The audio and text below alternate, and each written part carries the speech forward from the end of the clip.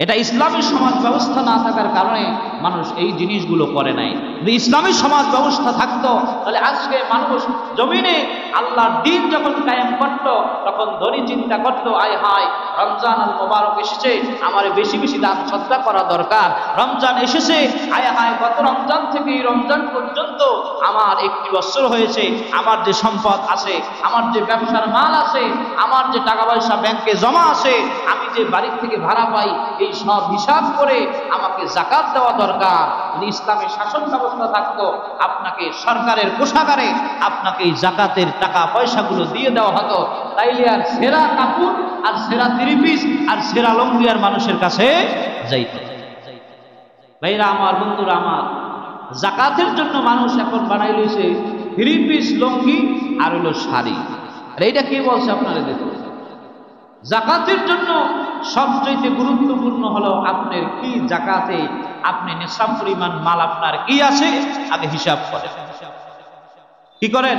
হিসাব করেন। স্বর্ণ থেকে স্বর্ণের যাকাত দেন উত্তম, রৌপ্যের থেকে রৌপ্যের যাকাত দেন উত্তম, টাকার থেকে টাকার যাকাত দেন উত্তম। বলেন না সুবহানাল্লাহ। কিন্তু আমরা এটা পাই না। হ্যাঁ, আপনি লুঙ্গি 3 পিস আপনি শাড়ি যাই দেন না কেন, আপনি একজন ব্যক্তির কাছে আপনি যাকাত দেবেন, এটা আপনার হুকুম, আল্লাহর দায়িত্ব আপনার একজন গরিবের কাছে পৌঁছে দেওয়া। এই গরিবের কি প্রয়োজন আপনি তাকে দেন। যদি একটা কাপড় দেন এমন ভাবে ওই কাপড়টা যেন অন্তত আপনি যেভাবে সমাজে করতে পারেন, চলতে পারেন, বলতে পারেন, একজন গরিবকে কাপড়টা দেওয়ার পরে ওই গরিব যেন সমাজে চলতে পারে, বলতে পারে এবং সমাজে যেন মানুষের মধ্যে 10 জনের মধ্যে যেন উনি বসতে পারে। কিন্তু আপনার গতি অনুযায়ী দোকানদারের কাছে কন্ট্যাক্ট করে, আয় হায় আমার এই দামের কাপড় দেবা, এই দামের শাড়ি দেবা, এই দামের লুঙ্গি দেবা। হ্যাঁ, ব্যবসায়ীরাও একটা সুযোগ পাইছে, আর যারা কারখানা যারা তৈরি করে তারাও সুযোগ পাইছে। কি ঠিক না বলেন? অনেক কারখানা আছে যে জায়গায় নিম্ন শ্রেণীর কাপড় বানায়। কেন বানায়? ওই যে যাকাত আইলে, ওই রমজান মাস আইলে দেওয়া লাগবে, হ্যাঁ, তারাও ব্যবসা করতেছে। কিন্তু দেখেন, ইসলামী সমাজ ব্যবস্থা যদি হতো তাহলে ওই কারখানার মালিক নিম্নমানের কাপড় বানাইতো না। কি বলেন, ঠিক কিনা? ওয়া আকিমুস সালাতা ওয়া আতুজ যাকাতা ওয়ারকাউ মা'আর রাকিঈন। আল্লাহ সুবহানাহু ওয়া তাআলা বলেন, তোমরা নামাজ কায়েম করো এবং যাকাত প্রদান করো এবং রুকুকারীদের সাথে তোমরা রুকু করো। বলেন না সুবহানাল্লাহ। তাহলে কি করতে হবে? আল্লাহ পাকের ঘোষণা অনুযায়ী আমাদেরকে কি করতে হবে? যাকাত দিতে হবে, নামাজ পড়তে হবে। ওয়া আকিমুস সালাত ওয়া আতুজ যাকাত, যাকাত দিতে হবে, পাশাপাশি নামাজও পড়তে হবে। ধনী ব্যক্তি, ধনাঢ্য ব্যক্তি, তিনি যাকাত দেয় ঠিক মতো কিন্তু নামাজ পড়ে না। কি এখানে আল্লাহ পাক বলছে ওয়া আকিমুস সালাত ওয়া আতুজ যাকাত, নামাজ পড়ো, যাকাত দাও। এক এক আমলের সাথে আরেক আমলের একটা গভীর সম্পর্ক রয়েছে। কি বলেন, ঠিক কিনা? তাহলে নামাজের সাথে যাকাতের সম্পর্ক আছে, যাকাতের সাথে নামাজের সম্পর্ক আছে। তাহলে নামাজও পড়তে হবে, যাকাতও দিতে হবে। নামাজ পড়েন, যাকাত দেন না, যাকাত দেন, নামাজ পড়েন না, আল্লাহ পাকের কাছে এটা গ্রহণযোগ্য হবে না। হাদিস শরীফের মধ্যে এসেছেন, সহিহ বুখারীর হাদিস, বুনিয়াল ইসলামু আলা খামসিন শাহাদাতু আন লা ইলাহা ইল্লাল্লাহ ওয়া আন্না মুহাম্মাদান রাসূলুল্লাহ ওয়া ইকামিস সালাত ওয়া ইতাইজ যাকাত ওয়াল হজ্জি ওয়াস সাওমি রমাদানা।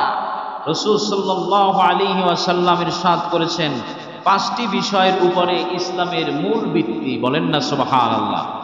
1 নাম্বার হলো একতার সাক্ষ্য দেওয়া, শাহাদাতু আল্লা ইলাহা ইল্লাল্লাহ ওয়া আন্না মুহাম্মাদুর রাসূলুল্লাহ, এই কথার সাক্ষ্য দেওয়া যে নিশ্চয়ই আল্লাহ তাআলা ব্যতীত আর কোনো উপাস্য নেই। এরপরে সাক্ষ্য দেওয়া যে রাসূল সাল্লাল্লাহু আলাইহি ওয়াসাল্লাম আমাদের রাসূল। বলেন না সুবহানাল্লাহ। রাসূল সাল্লাল্লাহু আলাইহি ওয়াসাল্লাম বলছেন, ওয়া ইকামিস সালাত, তোমরা নামাজ কায়েম করবে। ইকামিস সালাত এর অর্থ কি? সালাত কায়েম করা। 3 নাম্বার হলো ওয়া ইতাইজ যাকাত, যাকাত কায়েম করা, যাকাত প্রদান করা। বলেন না সুবহানাল্লাহ। নিজে যাকাত পেলাম, ব্যক্তি যাকাত দিলেই হবে না, পরিবারের যদি আরো কারো যাকাত খরচ হয় সেখানে যাকাত তাকেও দেওয়াতে হবে। আর রাসূল বলছেন ওয়াল হাজ্জি, এবং হজ যদি ফরজ হয় তোমরা হজ করবে। ওয়া সাওমে রমাদানা, রমজানুল মুবারক যদি তোমরা পাও রমজানের রোজা রাখবে। বলেন না সুবহানাল্লাহ। তাহলে ইসলামের মূল বিষয় হলো কয়টা? 5টা। কালেমা, নামাজ, রোজা, হজ, যাকাত। এই 5 বিষয়ে আমাদেরকে কি করতে হবে? সতর্ক থাকতে হবে। আমরা কালেমা পড়েছি, আমরা মুসলমান হয়েছি, ঠিক কিনা বলেন? আমরা সবাই মুসলমান। এখন কালেমার পরে যেই জিনিসটা আসছে সেটা হলো কালেমার পরে কি? নামাজ। নামাজ আমরা কেউ পড়ি কেউ পড়ি না। মুসলমান দাবি করি কিন্তু নামাজ আদায় করি না। এটা নয়। আমরা মুসলমান দাবি করলে আমাদেরকে নামাজ পড়তে হবে। নামাজ আল্লাহ পাকের হুকুম, বিধান, ফরজ বিধান, কি বলেন ঠিক কিনা? এটা আমাদের পালন করতে হবে। এরপরে আসে যাকাত। যাকাত বৎসরে একবার ফরজ হয়। যাকাত কি হয়? বৎসরে একবার ফরজ। যাকাত সপ্তাহে সপ্তাহে মাসে মাসে হয় না ফরজ। যাকাত ফরজ হয় বৎসরে একবার। যদি নিসাব পরিমাণ মালের মালিক হয় তাহলে তাকে যাকাত দিতে হবে। কি বলেন ঠিক কিনা? যদি না দেয় গুনাহগার হইবে, কঠিন আযাব আল্লাহ পাক তাকে দুনিয়ায়ও শাস্তি দিবে এবং আখিরাতেও তাকে শাস্তি দিবেন। এরপরে 4 নাম্বার হলো হজ। হজ করা জীবনে একবার ফরজ। যদি কোনো ব্যক্তি যদি এই বাংলাদেশ থেকে, আমরা বাংলাদেশ থেকে যদি হজের মৌসুমে হজ করতে যেই টাকা পয়সা দরকার এবং পরিবারে যেই সমস্ত সদস্য আসে তাদের ভরণ পোষণ দিয়ে গেলে তারা থাকতে পারবে, সুন্দরভাবে, তাদের কোনো কষ্ট হবে না।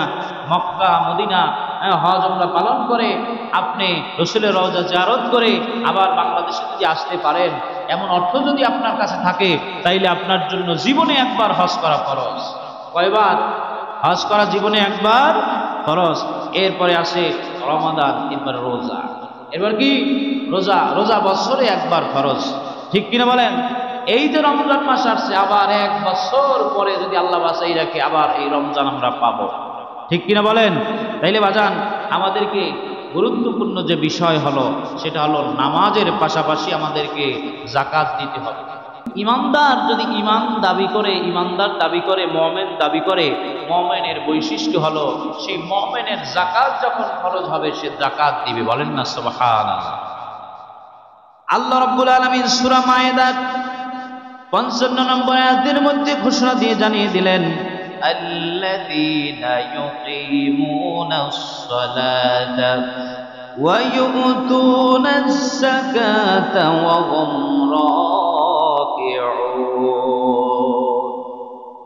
ইমানদার লোকের বৈশিষ্ট্য হল, ইমানদার লোক নামাজ কায়েম করবে, নিজে নামাজ আদায় করবে, অপর লোকজনদেরকে নামাজের দাওয়াত দিবে তারাও যেন নামাজ কায়েম করে।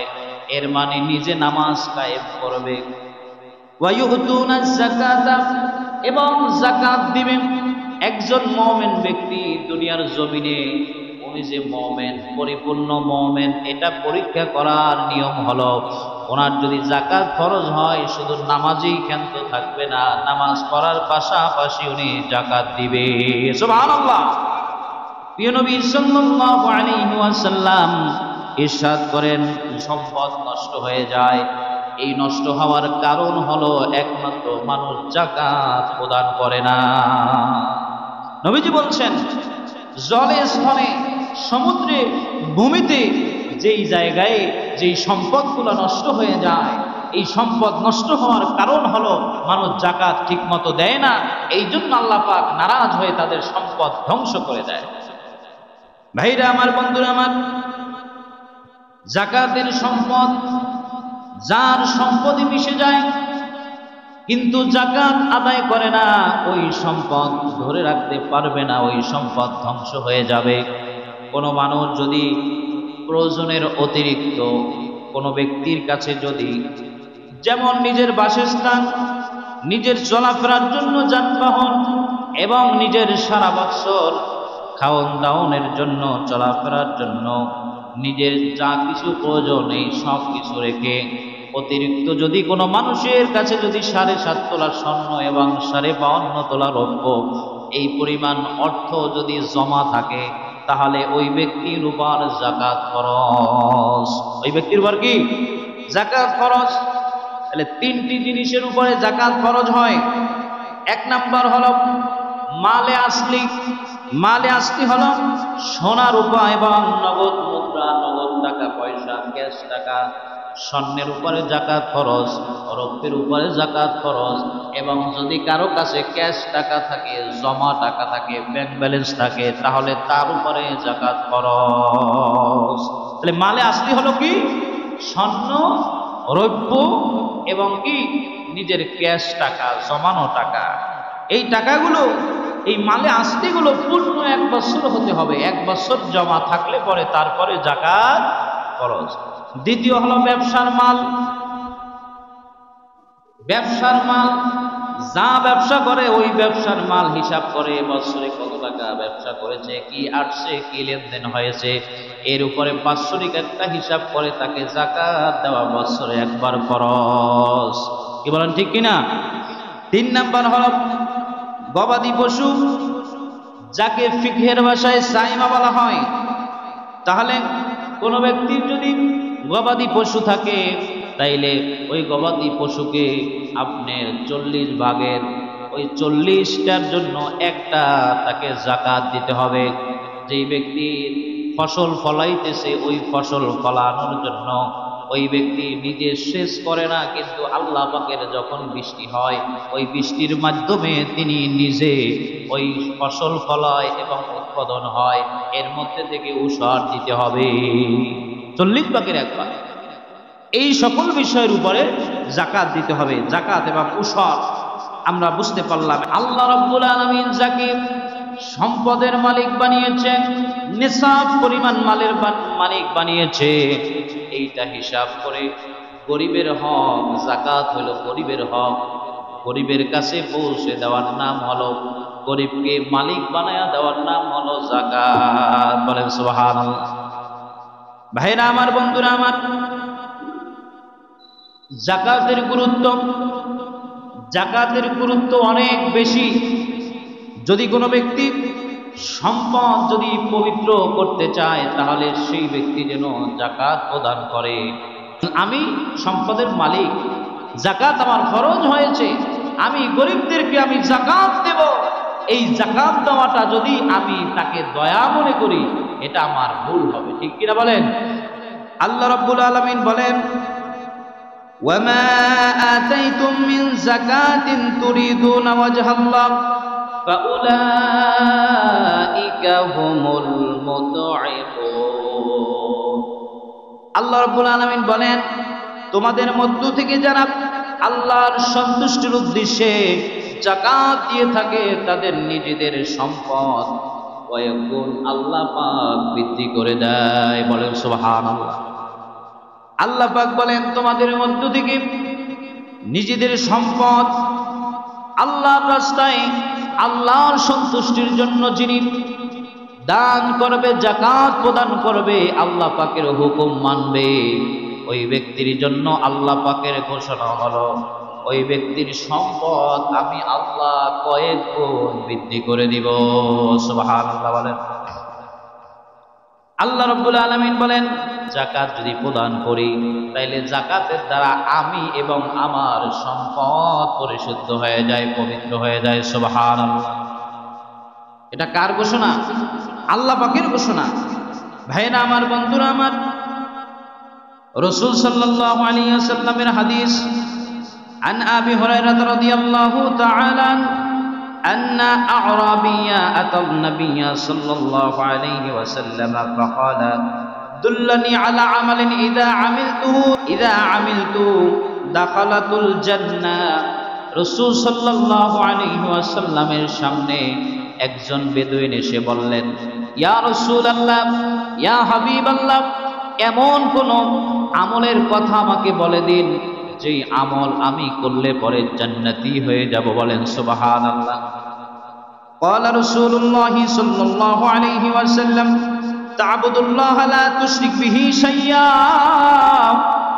আমার নবী বললেন, তুমি আল্লাহ পাকের ইবাদত করো আর তুমি শিরক থেকে মুক্ত থাকো, আল্লাহ পাকের সাথে কারো শরীক করিও না। বলেন সুবহানাল্লাহ। এরপরে বললেন রাসূল সাল্লাল্লাহু আলাইহি ওয়াসাল্লাম, ওয়া তুকিমুস সালাতা আল মাকতুবা, তুমি সঠিকভাবে নামাজ আদায় করো, নামাজ কায়েম করো, বলেন সুবহানাল্লাহ। রাসূল সাল্লাল্লাহু আলাইহি ওয়াসাল্লাম বলছেন, তুমি নামাজের পাশাপাশি ওয়া তু'দিস যাকাতাল মাফরুদা, তুমি তোমার যদি যাকাত খরচ হয় তুমি যাকাত দিবে, বলেন সুবহানাল্লাহ। তুমি সর্বপ্রথম আল্লাহর ইবাদত করো, এরপরে ইবাদতের সাথে কাউকে শরীক করবে না। এরপরে আল্লাহ রাসূল তাকে বললেন তুমি নামাজ কায়েম করো, এরপরে রাসূল বললেন তাকে তুমি যাকাত প্রদান করো, বলেন সুবহানাল্লাহ। তুমি যাকাত প্রদান করো, কি প্রদান করো? যাকাত প্রদান করো। রাসূল সাল্লাল্লাহু আলাইহি ওয়াসাল্লামকে আবার জিজ্ঞেস করলেন, ইয়া রাসূলুল্লাহ, ইয়া হাবিবাল্লাহ, এরপরে আমি কি আমল করব? বললেন তুমি যদি রমজানুল মুবারকের রোজা পাও তাহলে রমজানুল মুবারকের রোজা পালন করো, বলেন সুবহানাল্লাহ। ভাইরা আমার, বন্ধুরা আমার, রাসূল সাল্লাল্লাহু আলাইহি ওয়াসাল্লাম মান সাল্লাহু আন ইয়ানজুরা ইলা রাজুলিন মিন আহলিল জান্নাতি ফালইয়ানজুরু ইলা হাদা, নবী বলছেন তোমরা যদি কোনো জান্নাতি মানুষকে দেখতে চাও তাহলে তোমরা এই ব্যক্তির দিকে তাকাও, এই ব্যক্তি কনফার্ম জান্নাতি। সুবহানাল্লাহ। কে বলছে? রাসূল বলছেন। রাসূলের কাছে আসছে, ইয়া রাসূলুল্লাহ, ইয়া হাবিবাল্লাহ, হুজুর আমি সবচাইতে ভালো আমল আমার জীবনে কোন আমলটা আমার জন্য ভালো হবে আপনি বলে দেন। এই আমলের সামনে যখন রাসূল সাল্লাল্লাহু আলাইহি ওয়াসাল্লাম বেদুইনকে বলতে লাগলেন, যখন বেদুইনকে বললেন আল্লাহর ইবাদত করবে, শিরক করবে না, নামাজ কায়েম করবে, যাকাত প্রদান করবে, রমজান যখন পাবে রোজা পালন করবে, রাসূল সাল্লাল্লাহু আলাইহি ওয়াসাল্লাম এর সামনে বেদুইন বললেন, ইয়া রাসূলুল্লাহ, ইয়া হাবিবাল্লাহ, আমি আমার জীবনে এই সবগুলো পালন করব। রাসূল সাল্লাল্লাহু আলাইহি ওয়াসাল্লামের বললেন, ও সাহাবারা, তোমরা যদি কোনো জান্নাতি মানুষ দেখতে চাও এই মানুষটাকে দেখে নাও, ইয়ানজুরু, এই মানুষটার দিকে তাকাও, বলেন সুবহানাল্লাহ। মজলিসে যত লোক ছিল মসজিদে নববীর মধ্যে সব লোকগুলো ওই লোকটাকে তাকায়া দেখলেন। আল্লাহ রাসূল সাল্লাল্লাহু আলাইহি ওয়াসাল্লাম বলছেন, এই মানুষটি যদি এই সব পালন করে এই মানুষটি জান্নাতি হয়ে যাবে। বলেন তো দেখি, আমিও যদি পালন করতে পারি জান্নাতি হব কি হব না? কি হব না বলেন? তাইলে এবার আল্লাহ রাসূল সাল্লাল্লাহু আলাইহি ওয়াসাল্লাম বলছেন যাকাত দেওয়ার ফায়দা কি, উপকারিতা কি?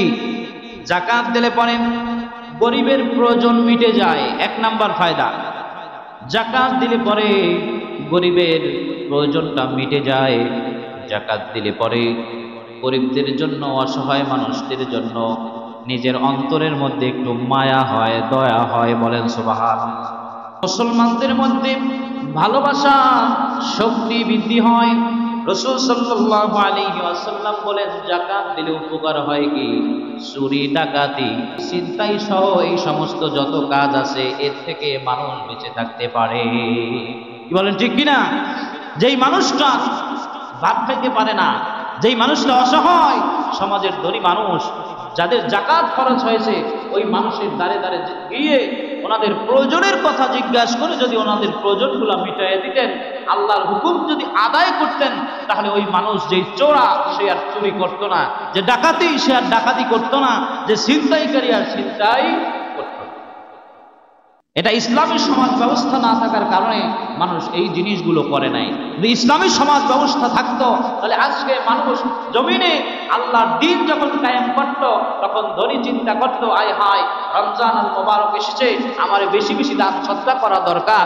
রমজান এসেছে, আয় হায় গত রমজান থেকে এই রমজান পর্যন্ত আমার 1 বছর হয়েছে, আমার যে সম্পদ আছে, আমার যে ব্যবসার মাল আছে, আমার যে টাকা পয়সা ব্যাংকে জমা আছে, আমি যে বাড়ির থেকে ভাড়া পাই, এই সব হিসাব করে আমাকে যাকাত দেওয়া দরকার। যদি ইসলামের শাসন ব্যবস্থা থাকতো, আপনাকে সরকারের কোষাগারে আপনাকে এই যাকাতের টাকা পয়সাগুলো দিয়ে দেওয়া হতো, তাইলে আর সেরা কাপড় আর সেরা 3 পিস আর সেরা লুঙ্গি আর মানুষের কাছে যাইত। ভাইরা আমার, বন্ধুরা আমার, যাকাতের জন্য মানুষ এখন বানাই লইছে 3 পিস লুঙ্গি আর হলো শাড়ি। আর এইটা কি বলছে আপনারা দেখুন, যাকাতের জন্য সবচেয়ে গুরুত্বপূর্ণ হলো আপনার কি জাকাতে আপনি নিসাব পরিমাণ মাল আপনার কি আছে আগে হিসাব করেন। কি করেন? হিসাব করেন, স্বর্ণ থেকে স্বর্ণের জাকাত দেন উত্তম, রৌপ্য থেকে রৌপ্যের জাকাত দেন উত্তম, টাকার থেকে টাকার জাকাত দেন উত্তম। বলেন না সুবহানাল্লাহ। কিন্তু আমরা এটা পাই না। হ্যাঁ, আপনি লুঙ্গি, থ্রি পিস, আপনি শাড়ি যাই দেন না কেন, আপনি একজন ব্যক্তির কাছে আপনি জাকাত দেবেন, এটা আপনার হুকুম, আল্লাহর দায়িত্ব আপনার একজন গরিবের কাছে পৌঁছে দেওয়া। এই গরিবের কি প্রয়োজন আপনি তাকে দেন। যদি একটা কাপড় দেন এমন ভাবে ওই কাপড়টা যেন অন্তত আপনি যেভাবে সমাজে পড়তে পারেন, চলতে পারেন, বলতে পারেন, একজন গরিবকে কাপড়টা দেওয়ার পরে ওই গরিব যেন সমাজে চলতে পারে, বলতে পারে, এবং সমাজে যেন মানুষের মধ্যে 10 জনের মধ্যে যেন উনি বসতে পারে। কিন্তু আপনার গতি অনুযায়ী দোকানদারের কাছে কন্ট্যাক্ট করে, এই হায় আমার এই দামের কাপড় দেবা, এই দামের শাড়ি দেবা, এই দামের লুঙ্গি দেবা। হ্যাঁ, ব্যবসায়ীরাও একটা সুযোগ পাইছে, আর যারা কারখানা যারা তৈরি করে তারাও সুযোগ পাইছে। কি ঠিক না বলেন?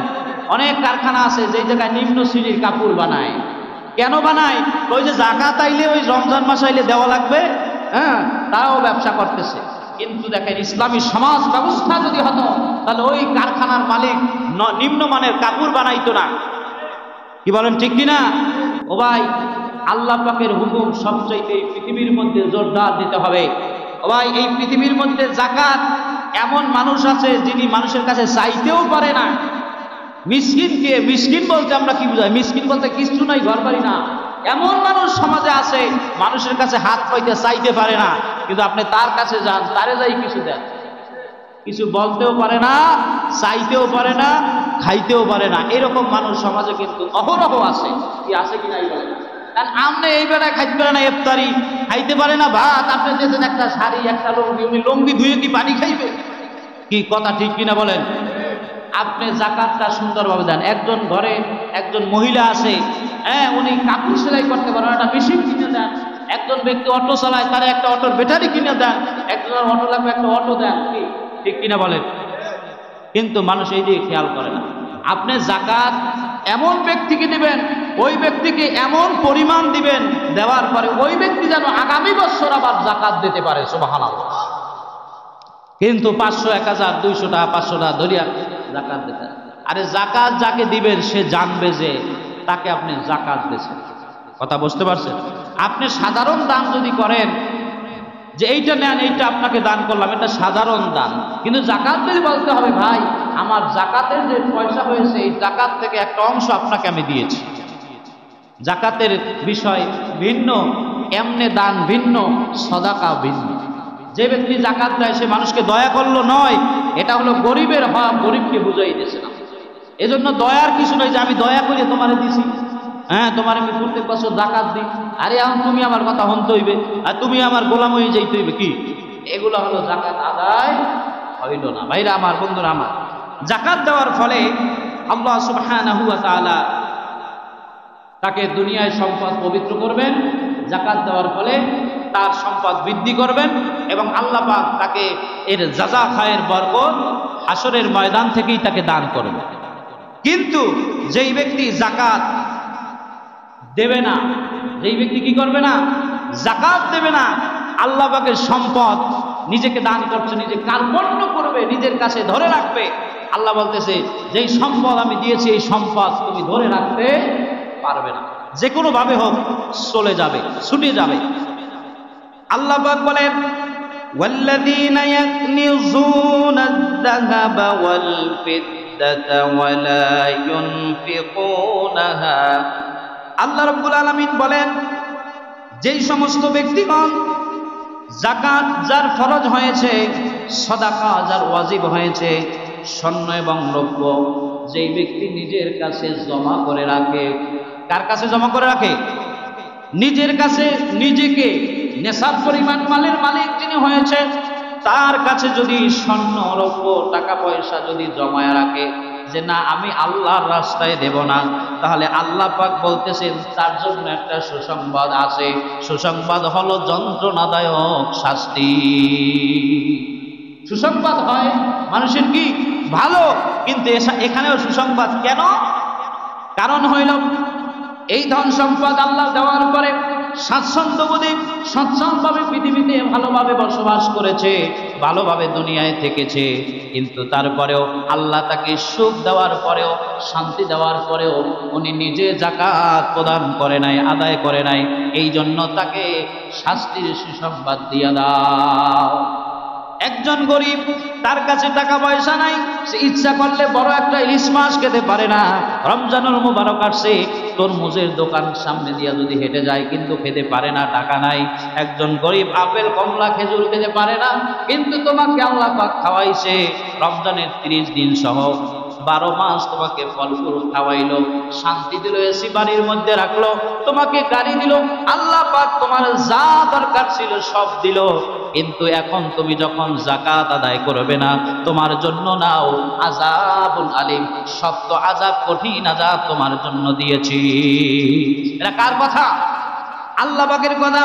কি আযাব দেবে দেখেন, ইয়াউমা ইউহমা আলাইহা ফি নারি জাহান্নামা ফাতুকওয়া বিহা বিজাবাহুম ওয়া যুনুবুহুম ওয়া জুহুরুহুম হাযা মা কানাজতুম লিআনফুসিকুম ফাযুকু মা কুনতুম তাকনিজুন।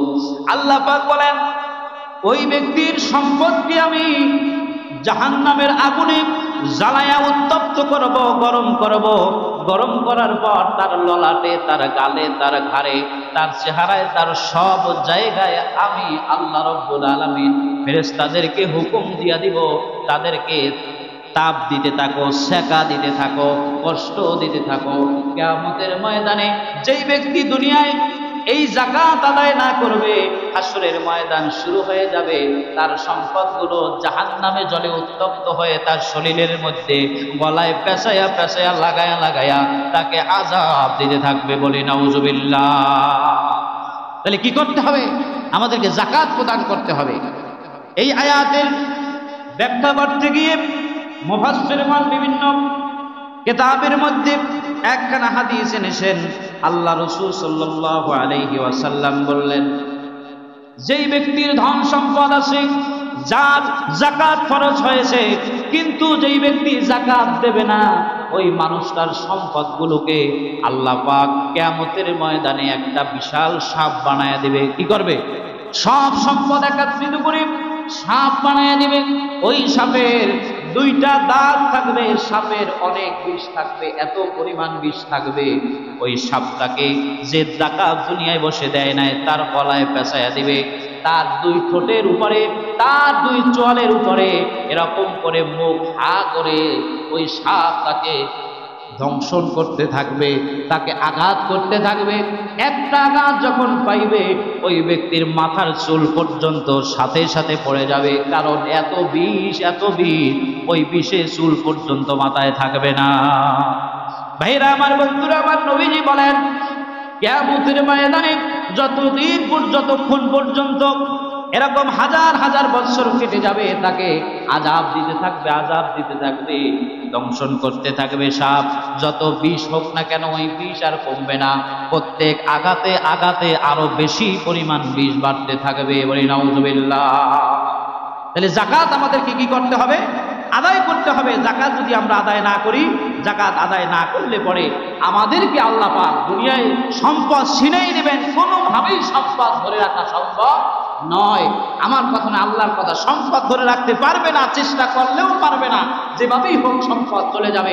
আর যদি যাকাত আদায় করে দুনিয়ায় সম্পদ বৃদ্ধি পাবে, নিজে পবিত্র হবে, সম্পদ পবিত্র হবে, এবং আখিরাতে তার জন্য থাকবে আল্লাহ পাকের নাজ নেয়ামত। মৃত্যুর পরে থাকবে তার কবরের শান্তি, হাসরে পুরসুরাতে মিজানে উনি পার হয়ে যাবে, এরপরে ওই ব্যক্তি জান্নাতি হয়ে যাবে। বলেন না সুবহানাল্লাহ। ভাইরা আমার, বন্ধুরা আমার, যাকাত দেওয়ার জন্য 8টা খাত আছে। কয়টা খাত? 8টা খাত আছে। এই 8টা খাত আল্লাহ পাক নিজে বলে দিয়েছেন, যাকাত দিয়া কেউ মসজিদে দেবেন না। যাকাত দেওয়ার জন্য ফকিরকে দিতে হবে। যে ব্যক্তি কি ফকির, এরপরে মিসকিন। মিসকিন তো বলে দিলাম, মিসকিন হলো তারা সমাজে চাইয়া খাইতে পারে না, বলিয়া খাইতে পারে না, হাত পাততেও পারে না, তিনি হলো মিসকিন। ভাইরা আমার, বন্ধুরা আমার, যাকাত আদায়ের কাজে নিযুক্ত কর্মচারী যে জাকাতের টাকা তোলে তিনিও জাকাত খেতে পারবে, তাকে জাকাত দিবেন। কিন্তু কোনো দাস আটকা আছে, তাকে মুক্ত করার জন্য জাকাতের টাকা ব্যবহার করা যাবে। এরপরে ঋণগ্রস্ত ব্যক্তি আল্লাহর পথে যেই ব্যক্তি আছে আল্লাহর পথে দ্বীনের রাস্তায় যে আছে তাকেও জাকাতের টাকা দিতে পারবেন। এরপরে মুসাফির ব্যক্তি, তার জন্য জাকাত দিতে পারবেন। মুআল্লাফাতে কুলুব, যেই ব্যক্তি জাকাতের আশা করে, জাকাত নিয়ে ওই ব্যক্তি যদি বিধর্মীয় হয়, যদি জাকাতের আশা করে যে আমি জাকাত দাও, আমি ইসলাম কবুল করব, তাকেও দিতে পারবেন। সুবহানাল্লাহ। এছাড়া আপনি এই 8টা খাত ব্যতীত আপনি কোথাও জাকাত দিতে পারবেন না। এত সংক্ষিপ্ত সময়ে জাকাতের গুরুত্ব এবং ফজিলত বোঝানো আসলে সম্ভব হয় না। তারপরও যতটুকু বললাম, আমরা বুঝলাম যে জাকাত যার ফরজ হয়েছে, যার জাকাত দিতে হবে।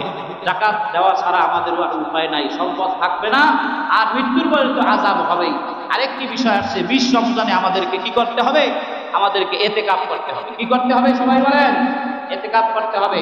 ইতিকাফ করা রমজানুল মুবারকে ইতিকাফ প্রত্যেক মহল্লায়, যেই মহল্লার মসজিদে জুমা হয়, ওই জুমার মসজিদে একজন ব্যক্তিকে ইতিকাফ করা সুন্নাতে মুআক্কাদা লিল কিফায়া। যদি কেউ না বসে তাহলে গুনাহগার হইতে হইবে। এই জন্য ভাই, একজন ব্যক্তি 20 রমজানে, একজন ব্যক্তি, বেশি হোক অসুবিধা নাই, কমপক্ষে একজন ব্যক্তিকে আমাদের মসজিদে ইতিকাফ করতে হবে। আমাকে একজনে বলছে যে এই মসজিদে ইতিকাফ করবে, আল্লাহ পাক যেন তাকে বসার তৌফিক দান করে। সবাই বলি আমিন। আরো যদি কেউ বসতে চান, আপনারা ইনশাআল্লাহ 20 রমজান আসরের পরে বসবেন। এরপরে আরেকটি বিষয় হলো সাদাকাতুল ফিতর। আমরা প্রত্যেক বছর রমজানে সাদাকায়ে ফিতর আদায় করি কি করি না? কি বছর এবছর করা লাগবে না? 110 টাকা, সর্বনিম্ন 110 টাকা। বাজার দর অনেক বৃদ্ধি, এই জন্য দেখেন সব জিনিসের দাম আস্তে আস্তে বাড়ছে। সব জিনিসের দাম কি বাইরে গেছে, 110 টাকা করে সর্বনিম্ন। আর যে ব্যক্তি আপনি সর্বোচ্চ দান করবেন 28